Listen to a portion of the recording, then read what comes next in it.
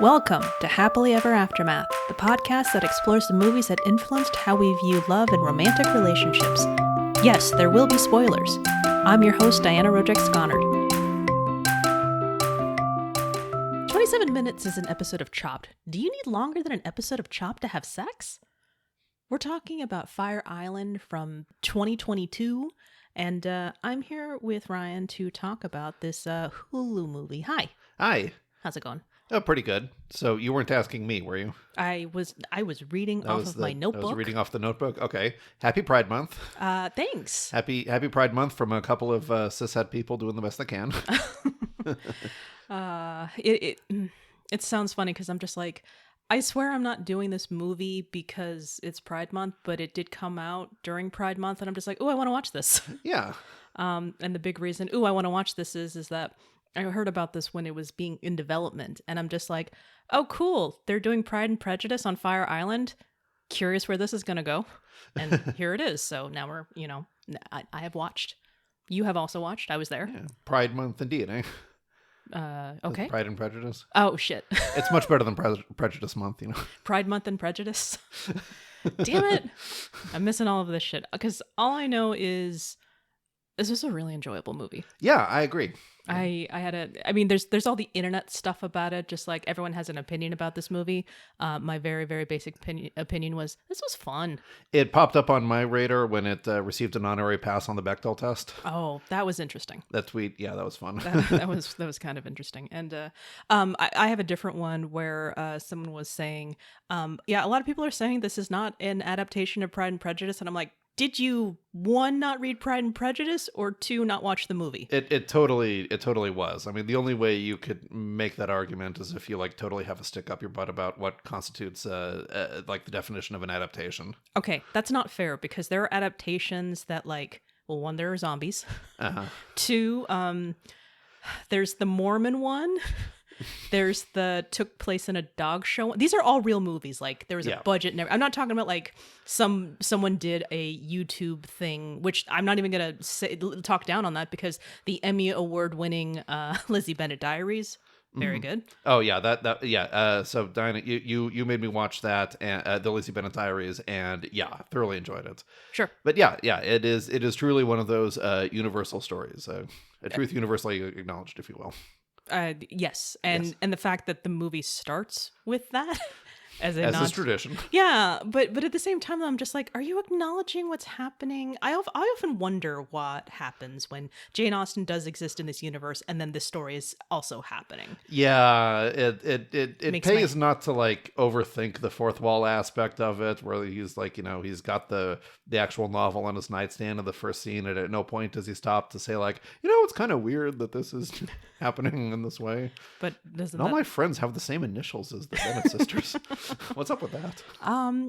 Just the generic ideas of class structure, judgment, and prejudice and pride, and all this other stuff. Mm-hmm. That's why it keeps that it's in the public domain, but I think that's why it gets made over and over and over again. I didn't really stop to think about it until I was quipping before, but just the title Pride and Prejudice is a little bit those are both interestingly loaded words in the context of gay culture and gay people in culture, Sure. And what I don't even necessarily want to get sidetracked for that, because I don't have any insightful remarks prepared, but just well, yeah. The only insightful remark I have about that is the actual original title of the book was First Impressions, but it had nothing to do with what you were saying about gay culture. So right, yeah. Which was, Yeah, and actually, I was going to save this for later, but I do think that, relative to other adaptations, it does kind of, bring home what, the meaning of that title in the original book was, the characters, having too much pride to acknowledge that their first impressions, not prejudices, based on social class or anything like that, but just first impressions that Elizabeth thinks that you mean Noah?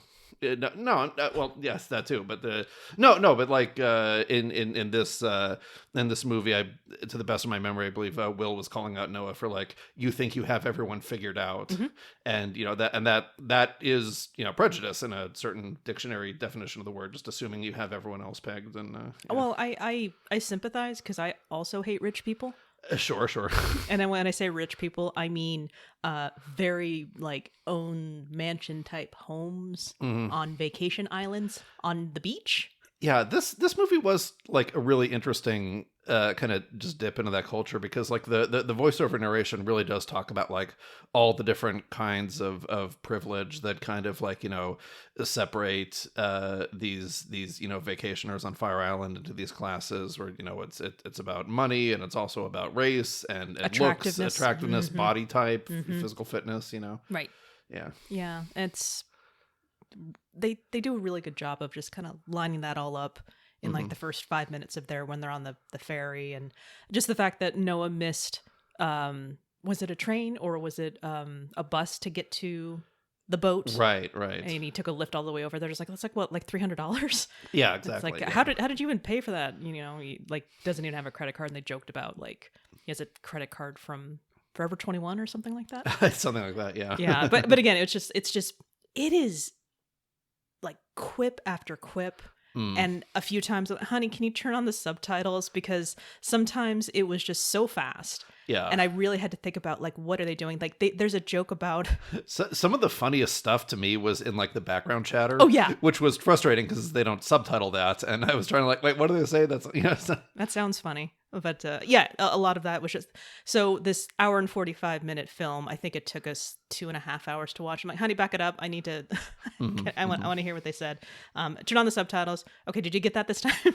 Because, I mean, I really appreciate movies where the background is just kind of, also there adding to it. But it's just like, oh, but see, now I'm trying really hard to figure this out instead of just enjoying it. But because this is such a familiar tale, my radar was up on all these different things. But let's back up to just the regular stuff. Okay, so this is the part where I say we always get into spoilers. Now, granted, we don't hit it beat for beat, but we will be talking about the end.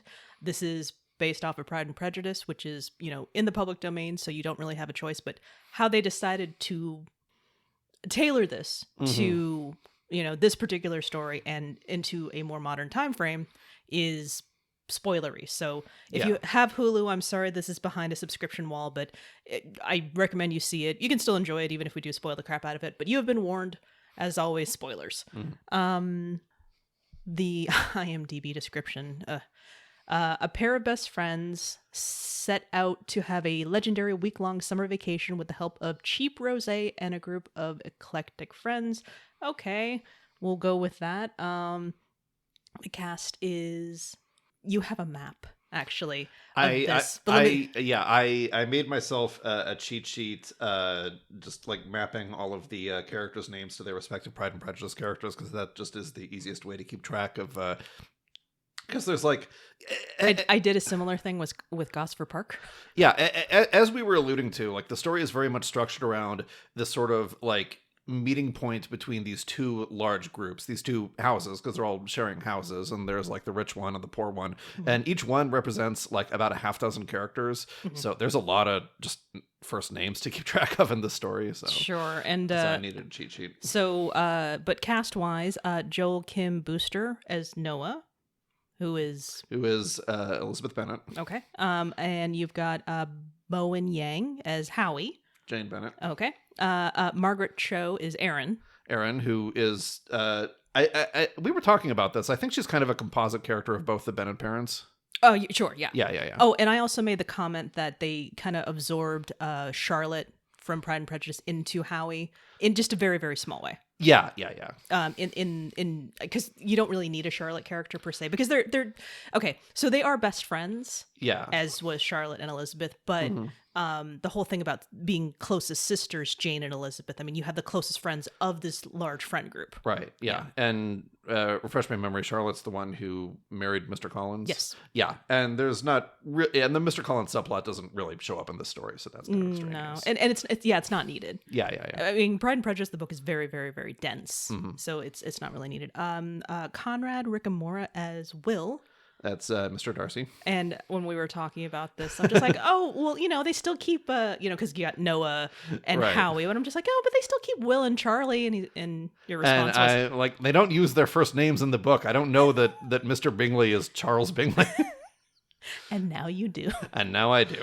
And I just started laughing because I'm just like, I'm sorry that I've absorbed so much of this over the last decade and a half. Yeah. Now, Fitzwilliam Darcy I remembered, but only because you talked about that in some depth when we were watching the Lizzie Bennet Diaries, and they were like the two characters named Fitzwilliam in the original, and they became like Fitz and William in the adaptation. Right. Yeah. Fitzwilliams. Yeah. Because... Colonel Fitzwilliams. Right. Yeah. And that's like his namesake because he's some kind of like family patron. Right. His first name is Fitzwilliams because, okay. It's a whole family thing. Oh, James Scully is Charlie. Yeah, so that's Mr. Bingley. All right. Matt Rogers as Luke. Luke is Lydia Bennet. I'm assuming it's pronounced Tomas Matos as Keegan. Keegan is, would be Kitty Bennet. And then Torian Miller as Max. Yeah, the erudite one, the bookworm is Mary Bennet. And I think they did a great job with totally, Max. Yeah. Oh, yeah, I liked him a lot. He's just like, hi, I'm here. I'm part of this family, but at the same time, I'm not doing drugs. Right. Having sex out in do you know what's in the outdoors? Yeah. Oh, yeah, I was so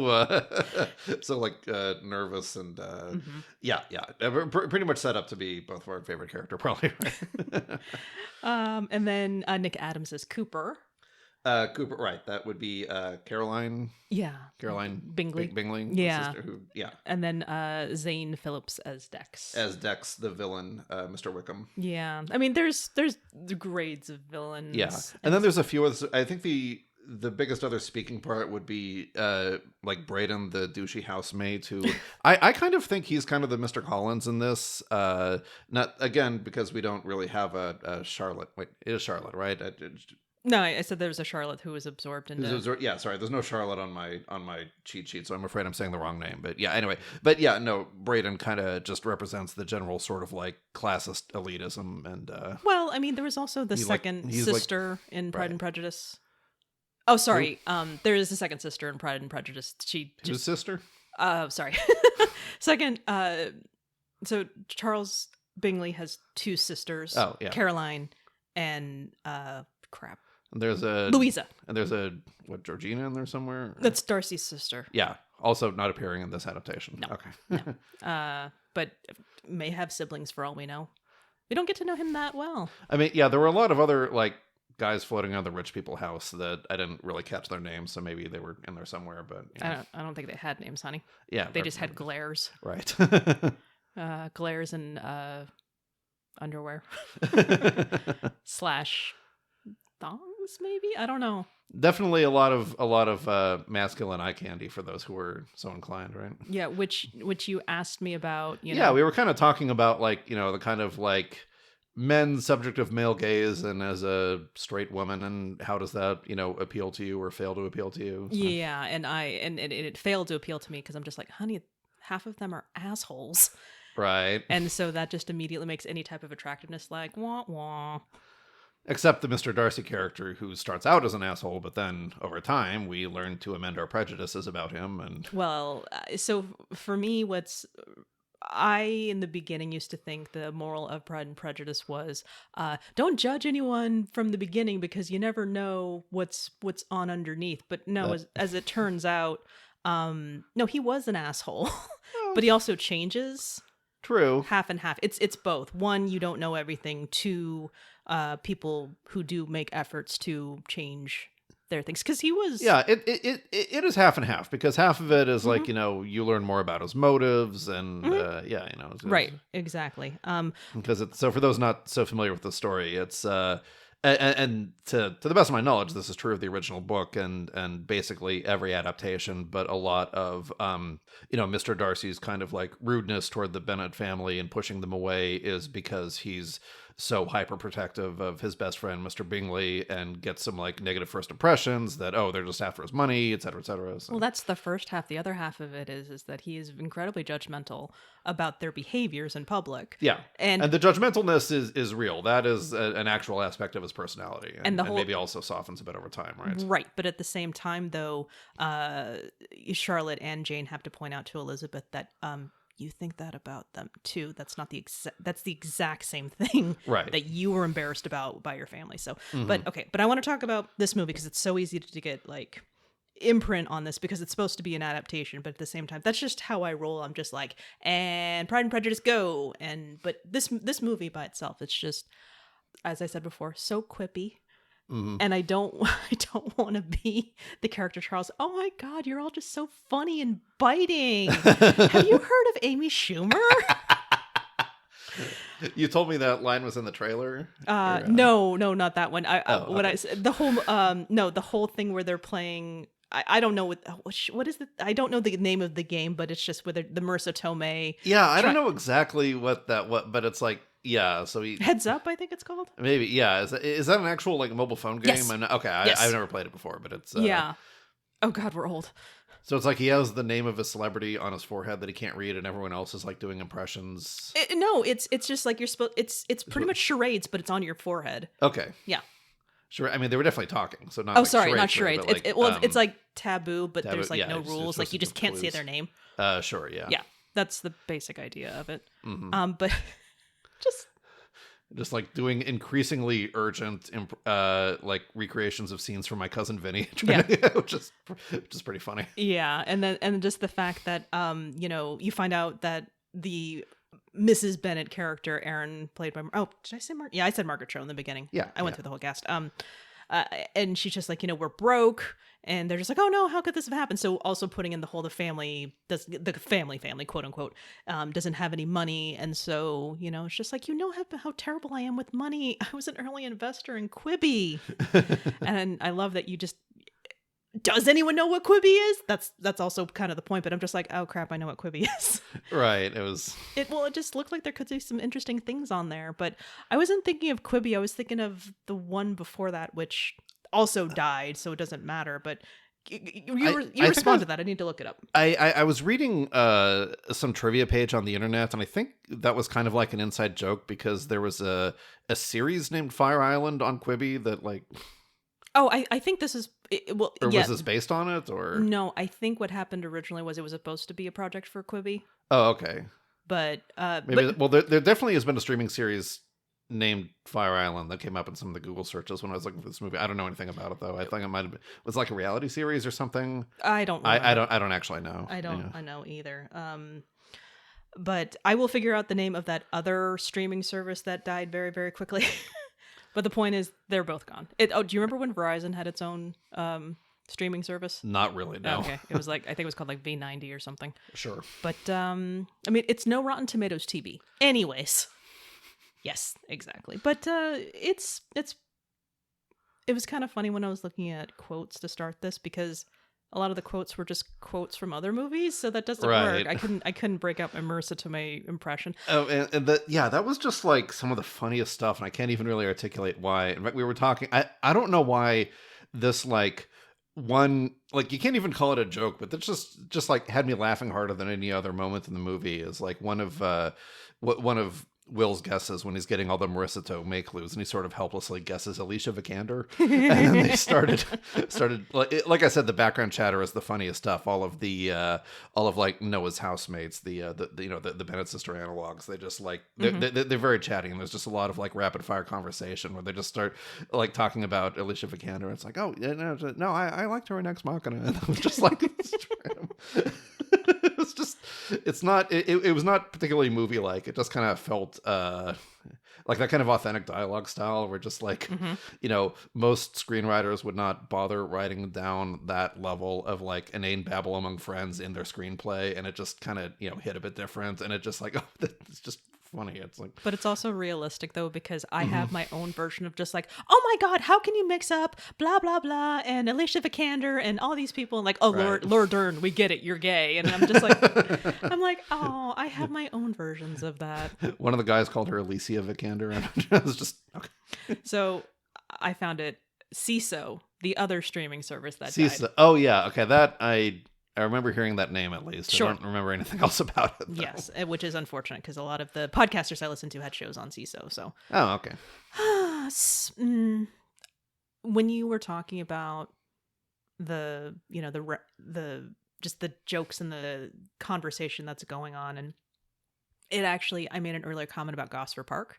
Mm-hmm. And additionally, I was wondering like, oh, I wonder if they were, the writer and the director were even influenced by, oh shoot, what is his name? Who directed Gosford Park? Robert Altman. Oh, yeah. Because one of the things I really enjoy about Gosford Park is there's just this ongoing dialogue of just people actually having conversations and having just a whole, no artificial, like, now this person talks at the dining table and this person talks at the dining table. It's more natural. Yeah, now, granted, I remember. So they had these like conversation scenes that just felt very organically lively. Mm-hmm. Yeah. And then I thought, oh, wait. That's a good analogy, actually. Yeah, this movie had a very similar feel to it in that way. Although a lot more energetic on average, yeah. Well, you also have the class differences in those movies too. That's true. But I first of all, that's a very generic concept of it, so I'm not going to say like, oh my god, were they influenced by Robert Altman? But at the same time, though, the fact that they're talking about certain SNL sketches that are like from the Maya Rudolph generation, mm-hmm. and I'm just like, oh, it's a classic, and I'm just like, oh, I'm old. Why am I so old? Yeah, I was making earlier joke about David Spade, Phil Hartman sketches. Are we closer in age to Margaret Cho than the protagonists? Weirdly, well, it depends on which protagonist you're talking about. Sure. But the answer is still no.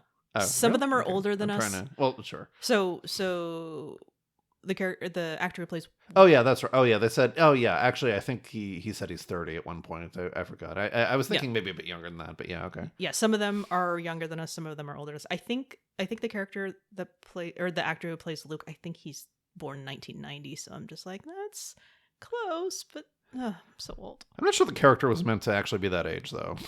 Oh well, how old was the character supposed to be? I don't know, 20s maybe. I don't know. That's just a guess. I mean, well, also, some people are just kind of ageless, so it's really hard to tell what age they're playing. Yeah. Yeah, it's, it's what I said earlier. This movie is a lot of fun. Mm-hmm. It's a very full movie. Yes. For an hour and 45 minutes, they really managed to get a lot of the big points in there. Yeah. One should be warned that this movie is for mature audiences. Mm-hmm. Any thoughts on how they managed to very well translate a scandal of, in Pride and Prejudice, the novel proportions to modern times? It's just like, oh no, she ran off with yeah, I know, unchaperoned. Yeah. I mean, it definitely made me think of the Lizzie Bennet Diaries, because they kind of did the same thing for that. But you said we're doing spoilers, right? So it was basically like a non-consensual sex video posted to the internet. Yeah. Which that's, I mean, as a storytelling choice, I think that's an apt analogy. Right. Yeah. And what the only thing that I would comment on, but again, it was only an hour and 45 minutes. I'm just like, that got resolved pretty quickly. I mean, it got resolved pretty quickly in Pride and Prejudice too, right? It's like it's kind of, well, not like quickly, but like it's kind of introduced and resolved both in the third act. If I'm not mistaken. Well, the only thing I would say is just like, take it down, and then Will's there is just like, babbling all of this legal jargon, and because he was there, he was able to do it. Well, yeah, because like in the larger plot, it's kind of a minor conflict. I mean, it's not like minor for Luke, obviously, but as a beat in the emerging relationship between Noah and Will, it's kind of like, Noah finds out, he goes to Will gets mad, he goes to fix it, and it's kind of like, oh, he's showing his concern for the friend of Noah, who he doesn't even know that well yet, but it's kind of like, oh yeah, he's a good guy, right, and it's also funny. He's just like, I'm gonna kill him. Wait, no, that's what I said. I'm gonna kill him. So it's pretty good there. Just be accessories together. It's more romantic that way. Aww. And also they read together on the beach. It's really sweet because they say like, who brings a book on vacation? A literate person? Right, yeah. Both of them, and also Max. Right. That is it. What was it? The Madeleine Albright book? Oh, yeah. Right. So it was good. It's kind of explicitly stated in the movie itself, but this is happily ever aftermath. So the question will still be asked. When I say they, I'm going to break it up into two. You have two major couples going on. Two major couples going on right now, much like in Pride and Prejudice itself. But so you have Howie and Charlie, and you have Noah and Will. And the generic question of the podcast is, when did they fall in love? And my short form answer is, how the hell should I know? Because okay, so I was thinking about this, and I feel like the typical Jane Austen novel is like a puzzle box of the character's emotions. Well, this is not designed to be an easy question in the context of this story. It's blatantly stated in. Okay. Like, I've read the novel twice, but in the mini series, the 95 mini series, there's actually a line that says, I can't pinpoint the actual moment. Yeah. So I just want to like gesture broadly at the entire movie. Like that is where they fell in love. Okay. No. Can I comment? Yeah. I would like to comment now because Howie wants the big romantic grand gesture. And there is a part where they get Charlie to come back before Howie's leaving. He's leaving early because he's disappointed. Yeah. Because like a pre 9/11 rom-com, they said, where you run through the airport. Yes, exactly. Yeah, that's anything where you have to rush after them because they're leaving because they'll be gone forever, which is not. I mean, phone numbers and all this other stuff, right? I mean, Howie lives on the other side of the country, so they FaceTime all the time, so it's not that big of a deal. But I get it. Let me finish. Okay. Let me finish because I had it. Okay.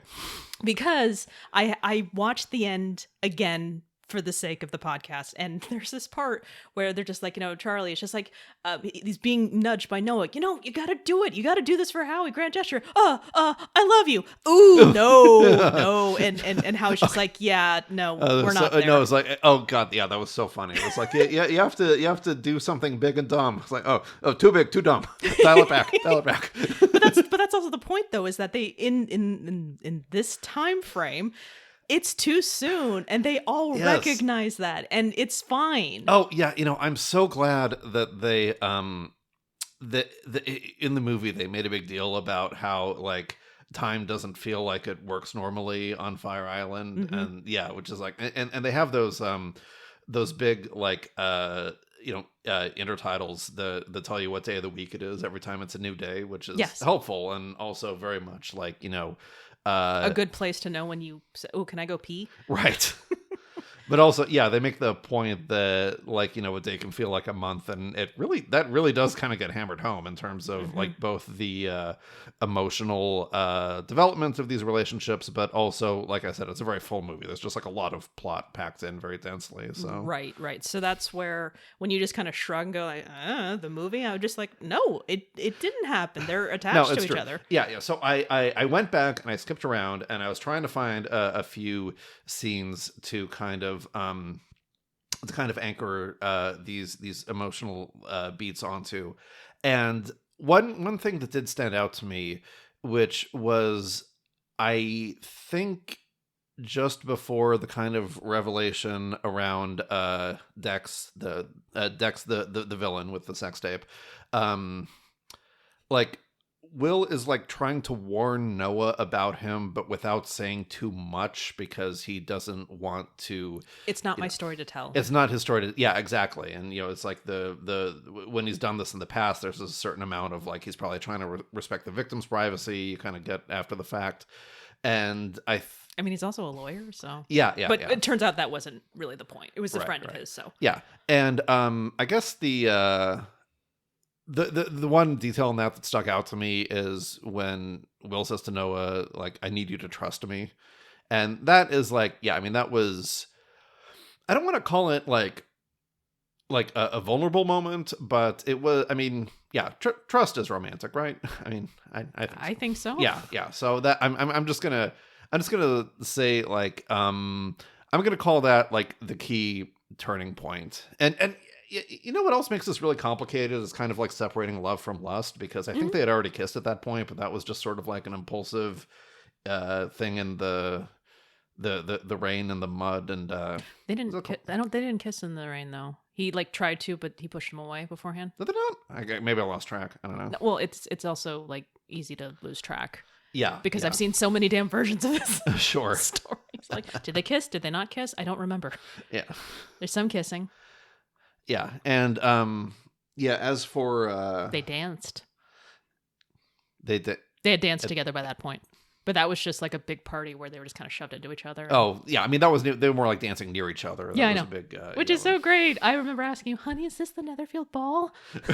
Oh, right. Yeah, I mean, I never really thought about that, actually, because, like...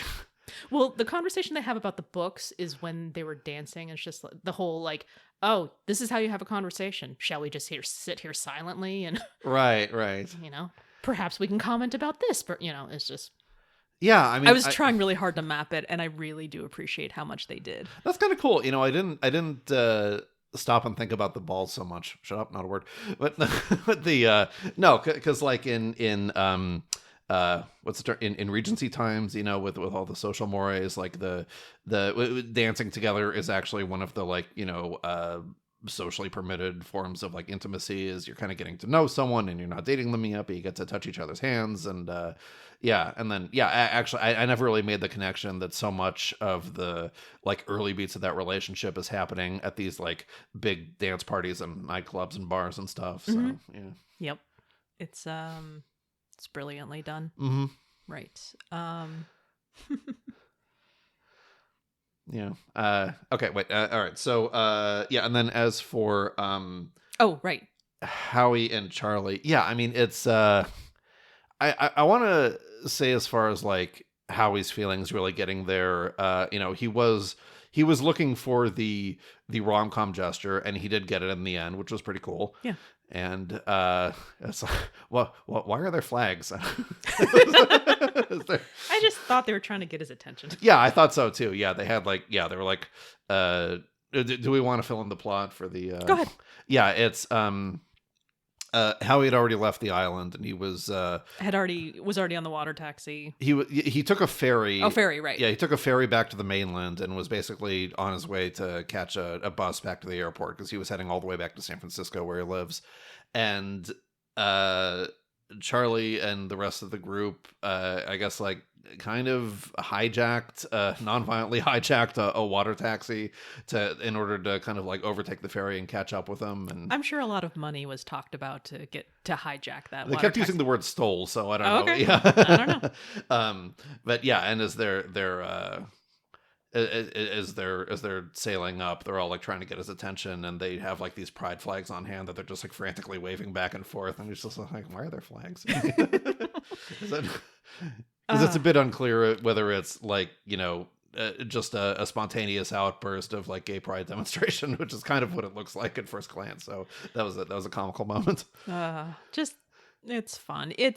I love how it touches on rom-com tropes and talks about it, but then does it. I often wonder at times, I'm just like, now are you making fun of it but then realizing it's great, or are you making fun of it but you're just lazily running with it? Yeah, and I think it's the classic deconstruction reconstruction pattern. Is one of your favorite movies ever, Hot Fuzz, and I can mention a few others where it's like most of the movie is kind of spent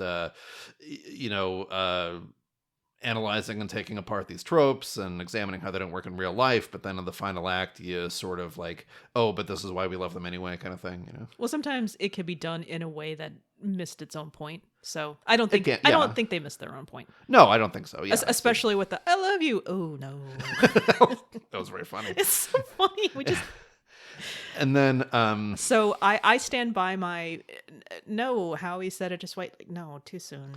Yeah. So I think for everyone it's just like no, too soon. But it's challenging what they thought was reality when it got started. One with Howie. I've never had a relationship. Boom, he now has this opportunity. And right. It's reciprocated, so that's wonderful. On the other side of that, with Noah and Will, monogamy is not... actually, that's what Will said. They were both saying it. Well, we're only following Noah. Yeah. So we know this from the beginning. So, and Will... I want to say fairly early on, Will said... I'm not into monogamy, but it was not immediately obvious whether he was like being disingenuous about that. Because that was still when he was very closed off and deflecting, and it kind of seems like the thing he might say just to kind of move the conversations along. I don't remember him saying that earlier in the movie. He definitely said it at the end of the movie. It might have been more mid. I want to say when he said it at the end of the movie, he was reiterating an earlier conversation, but I could be mistaken. Again, we watched this once, and then we danced around to make sure we had the right things for our talking points. I filled out my cheat sheet. You filled out your map? Yes. Yeah, so, well, Yes. I don't know. I'm trying to see. Okay, I stand by what I said. There is no love. There is just wonderful foundation for some relationships here. Yeah. Romantic relationships. Yeah, because, I mean, I think we're stretching the definition of fell in love, because it's like, in real world terms, I don't think either couple did truly fall in love with each other. Yeah, they said so. I know, and I agree, but I also think that, like, in terms of the film structure, it's what would a rom-com or Regency era novel frame as falling in love? What was that moment? So, well, yeah. Okay. Should I answer? Oh, okay. I mean, I think that's what we've already been answering when we say when they quote unquote fell in love. Because in Fire Island time, this was a. Well, then allow me to answer. Well, this is actually an unfair question. Allow me to answer the question.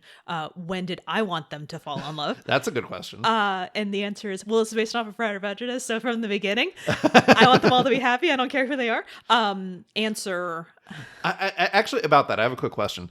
Did you know going in, like, which character was supposed to be which Pride and Prejudice character, or did you have to pick it up as you were watching? I had to pick it up as I was watching. Okay, yeah, because that was interesting, just like kind of decoding it, because, like, Will, for example, is introduced very as just like you don't even know whether he's going to be a major character at that point if you haven't, like, seen the trailer or whatever. He's like a bystander that Noah, like, pretends he's his boyfriend in order to get out of an awkward conversation, and he's like, I don't know what you're talking about, like, which was funny, and also, like, as you're getting it later, it's like, oh, okay, so he's the Darcy and he's the da-da-da, so, yeah. I'm actually really curious if people are unfamiliar with Pride and Prejudice, how they experience this movie. Yeah, I know. We should have wrangled up a guest or something. If that's the case, we would like. Well, do we know? I don't know. Honey, I don't think you have any friends who. I was about to say, I don't. Well, in our generation, I was required to read this in high school. I hated the book when I read it in high school. Okay. In the spirit of transparency, I have to confess I've never actually read the entire novel. I'm talking about it as though I'm, like, very familiar with it. I have seen a lot of adaptations again due to being in this marriage. I have not seen lots of movies, and I have absorbed them. I could talk about Breaking Bad pretty well because you love Breaking Bad. I do. I could talk about a lot of TV series where I'm just like, I've listened to podcasts who have talked about it. You want to? This is how many hundreds of years has it been, put into the zeitgeist? It's fine. Mm-hmm. But at the same time, you could be like me, where it's just like, I know what this is, and then it turns out you watch it, and I'm like, oh. When I watched It's a Wonderful Life, yeah, I'm just like, oh. Yeah, exactly. Turns out this is not quite what I thought it was, and it was more wonderful than I realized. Bad choice of words. So here's a scene where Lily James kicks the guy in the face. That's like how I engage with the material. Yes. And it's awesome. It's also fun. And also, this movie, again, proves my point that if an actor is playing Mr. Darcy, he gets an extra, like, 10 to 20% bump in attractiveness. Oh, sure. And the funny thing is that when he's first introduced and you just see Charlie looking at Howie, and then Cooper. Is it Cooper? Cooper. Just Cooper's kind of the Caroline boyfriend, and then Darcy at the end just kind of scowling, and I'm just like, oh yeah, right. he's doing well. He's doing well. Can't wait till that scowl becomes like, no, he's just uncomfortable. I like shy needs to come out of their shell. People. He did come across as very charismatic. I thought so. Yes. So when did I want them to fall? I don't know. I think after we find out that Howie I love this. Howie had slept in the bathtub because he threw up. Right. And just there, it's just so sweet to find out that Charlie was there the whole night with him, even though Noah's trying to pass it off. Yeah. Like, well, he's a doctor. It's like, no, this is sweet. Like when Jane catches some terrible cold and has to stay at the house or something. And very, very, very, yes, that is correct. Yes, thank you. Very, very similarly, when there's just a bad confrontation in that rich house, and Noah tells Will Will hands him a bottle of water. Oh, by the way, you don't need to drink bottled water. And Will immediately closes off and then throws the water in the trash can just to be a dick. And I'm just like, let's fall in love now. Yeah. Because the second Noah's gone, he immediately takes it out of the trash and puts it in recycling. I'm like, uh-huh. I cannot wait for these two to fall in love so fucking hard off screen somewhere else, because it didn't happen in this movie. Yeah, that scene was great. So that's what I got. Lots of the scenes were great. Yeah, I enjoyed this a lot. It's so much fun. It's very good. Okay, so this one's a little bit harder, but let's explore what happens next. Okay, so yeah, what happens next in Fire Island Time, right? Is they have a 6-month romance in the remaining 3 days of the trip. Okay, so about that. Okay, so they kept saying they were spending a week there, right? And the first day was Friday. Okay, I was having. And the end of the movie actually is on Tuesday, right? I don't remember, but I know is that how much of the end of the movie that we see. Yeah, they're all there, but like I don't know if it's because Howie was leaving early. They made a big deal about Howie cutting the vacation short and leaving early. Yes. And if I'm tracking the dialogue to the intertitles correctly, they have like 3 days left on the island after the movie ends. I don't know if that's accurate, but let's run with that because I felt the same way. I'm just 2 or 3 days. I think it was just Howie and Charlie are back together, cool, and then the dock scene is just that night, so they're gonna have a little bit more time together. Yeah, and they were talking about how, like, as I mentioned, Howie lives in San Francisco. Yes. Do they talk about where is Charlie local to New York? No, but so Will lives in Los Angeles because I want to say that's right. I thought Will lives in New York because he didn't fly to get there, right? He took a lift from his home to the dock. You can't do that from Los Angeles. I can't. Well, even when you're that rich, you can. Wait, Will? Oh no, sorry, Noah. I meant. Oh sure. Sorry, I got the names. Okay. I'm gonna put my cheat sheet in front of me now. Okay, you're talking about Will is from Los Angeles. I think Will is from Los Angeles. I think that's correct. Okay. And Noah's definitely from New York, right? Noah's in New York. Yeah. Okay. I was about to say, did we actually figure out Will? No. Okay, great. Okay, yeah. Yes. That is. I want to say because it could have been very generically. And we don't know where Charlie's from still, right? I don't remember where Charlie's from. Yeah, I don't remember either. But here's the thing. But the point is, they all live very far away from each other when they go home from this vacation. So yes. But if you really think about it, though, obviously, except possibly Noah and Charlie, but they are not dating each other, so it doesn't matter. You're right. I was gonna say, if that's the case, well, okay. I was about to say, but if both Howie and Will live in California, now granted that's not close, but that's still an incentive to go back and forth all the damn time. But I don't remember. I'm gonna say Charlie lives in California too. That might be right. Probably where Will is. Yeah. If they live nearby each other, that would explain why if they're like friends aside from when they're vacationing together. Yeah. Is any of this going to really shape what you say for what happens next? I don't think so, because I think there was a lot of like build up and hints in this movie that both of these relationships are not destined to survive the end of the vacation. Okay. Which is very much about living in the moment. And again, not to beat this to death, but the fact that like they make a big deal about how like a day can feel like it lasts so long there that, you know, between now and the end of the vacation can still feel like very substantial. And these are fairly young people. Howie is in his, if this is a serious relationship, it would be his first one. Mm-hmm. And Noah and Will are both saying they don't want monogamous relationships, which again is something, one can change their mind for if they meet the right person. But I don't think we really got any signals that that's like what they were thinking. Mm-hmm. And I think maybe just like the kind of theme or takeaway here is about living in the moment. And I guess I just saw this as being like a really, a wonderful rest of the week where they really connect emotionally and then, go their separate ways and just have it be a nice memory. Okay. And also probably lots of sex, because they did not... there was a lot of dialogue about sex and, like, no actual sex happening between these major couples. Right. Although definitely lots of casual sex happening on the periphery, including some between Noah and... what was it, Dex? They made out. He definitely... There is a scene where Will actually walks into them. Right. He's giving him a blowjob, Mm-hmm. and then in doing so, Noah accidentally knocks Dex in the face, and he gets a bloody nose. That in sort of the middle part of the movie, I was I feel funny saying this. I started having trouble telling all the white guys apart. So I was like, wait, is that Dex or is that Wasn't Cooper? It was definitely not Cooper. No, okay, yeah, I was like, yeah, okay. It was... No, definitely not Cooper. No, it was Dex. Okay, yes, thank you. Right. Because I was distracted just trying to decode, like, wait, is Dex going to be Wickham or is Dex not the... Yeah, because Cooper pulled Noah into the bathroom to say, like, so I need a starter boyfriend when I move to LA, so you need to back off from Will. Right. And then Dex came in to get him out of that conversation. I was so lost at that point. I was just, Yeah, it's, well, also I just watched it before the podcast, so I'm just like, yep, okay. Yeah. Okay. Now I remember now.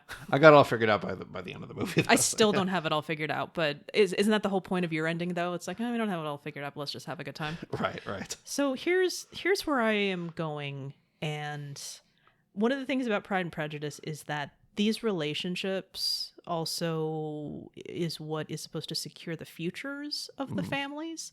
So I'm going to throw in this thing. Oh, that's interesting. I'm going to throw in this piece where I think Will is going to buy the house that Aaron has to sell. Yeah. And it's going to be a place where the family can go whenever they want. Mm-hmm. The whole conversation at the end is Noah and Will talk about monogamy it's not really my thing. And I was like, oh yeah, same, And he said, so what do you want? And he says, I mean, this is funny to hear Will say this, like, I want to dance. And it's like, do you want to dance? And it's just, he's like, this is what I want right now. And he gestures towards a much older couple right. dancing. And I think he says, that's what I want. So yeah, it's definitely the implication at first is like, I want to grow old together, but that's not, yeah. Here's the thing. I didn't take it that way. Yeah. You know what I think he was gesturing to? Yeah. Those two are living in the moment right now. That's true. And he's saying, I want that.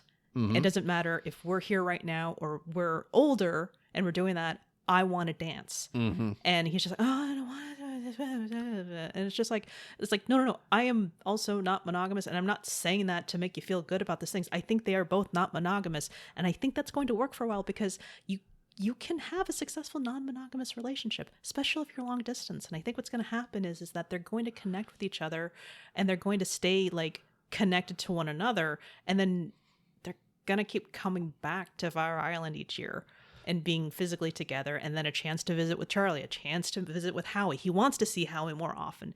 And it's not necessarily going to be a monogamous relationship, this, that, and the other. They're going to be dating whoever they want. He's going to be dating whoever he wants. And I'm basically going to try to put this in a version of what Dan Savage has with his husband. He's the host of Savage Love, and they're not monogamous. Right. They have lots of like sex with other men, and they have a relationship, and they have a kid. I don't think that they're going to have a kid. Sure. But I think what's going to happen is that every year it's going to be a thing, and it's just going to grow. Okay, so a stable non-monogamous relationship. I don't know about, or not even stable, but like not even necessarily like a relationship, but just like perennial. There's a connection. Yeah, because if it could be they meet each other once a year thing because they, and the thing about the house is Erin, our Mrs. Bennett character, she owns this house on the island where they all come to stay. And she has to sell it rent free. Yeah. And it's like she's broke. She needs to sell the house. And they all keep saying like, this is our last summer together. This is our last trip to Fire Island together. It's like, not necessarily that they won't be able to come back, but like even that's in jeopardy if they don't have a free place to stay. And if they do, they're not all going to be in the same place. Yeah. But yeah, I mean, it's not said that like those guys aren't planning necessarily to come back next summer. It's just like uncertain. And yeah, actually, okay, yeah, I like that as a future for these relationships where it's like they're planning to continue seeing each other once a year and maybe, hooking up, rekindling the relationship on some, maybe just physically, maybe emotionally, maybe both, And I think that the whole thing with Howie and Charlie is much like in the book, but just the way they portray these characters as well is that Howie is so fragile because of his, not having a relationship for a really long time. Charlie has had a relationship, but he's rich and attractive, so it's easy for him to, attract people. So I think what is going to happen is that their own individual fragileness is just going to be a wonderful compliment for one another. Yeah. To stabilize each other in something solid. And I want to call out something really interesting to me that you said earlier, which was that in Pride and Prejudice, like the stakes of these relationships are so high because they're looking for marriage, and marriage guarantees your financial security. And analogously to Aaron having to sell the house, the Bennetts are kind of in dire financial straits. They're basically like the poorest rich family on the block. They're, in jeopardy of not being able to continue their upper class lifestyle, basically.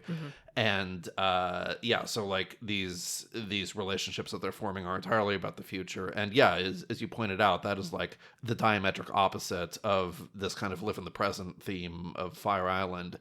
And at least what the movie's trying to tell us, but that's what I was getting at. Yeah, the movie Fire Island, not the island Fire Island. Okay.